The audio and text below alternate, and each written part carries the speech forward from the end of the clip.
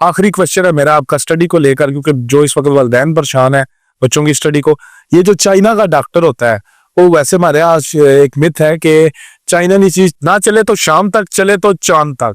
तो ये डॉक्टर चांद वाला है या शाम वाला है? सर ये डॉक्टर ताहयात क़यामत वाले दिन तक है, जब तक वो बता रहे हैं, बस इससे बड़ी बात नहीं कर सकते। ये तो अली इंजीनियर साहब वाली हमने बात कर दी। अली इंजीनियर साहब वाली बात नहीं की मैंने। ये जो डॉक्टर है वो पढ़ता है, जितना वो पढ़ता जाता है उतना काबिल बनता जाता है। तो ये सारी एक मिथ गेम है पाकिस्तान में जो कॉन्सर्स है। नहीं, चाइना का डॉक्टर भी डॉक्टर होता है। सर देखिए, अलमिया इस कंट्री का क्या है कि अभी तक सेकेंड ईयर का पिंडी बोर्ड का रिजल्ट नहीं है।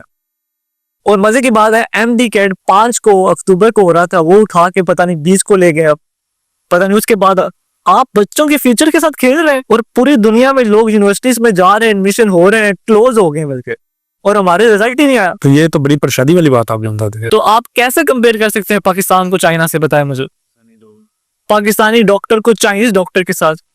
मैं तो कहता हूँ कोई ये बेवकूफ ही होगा जो बोले कि पाकिस्तान को चाइना से कंपेयर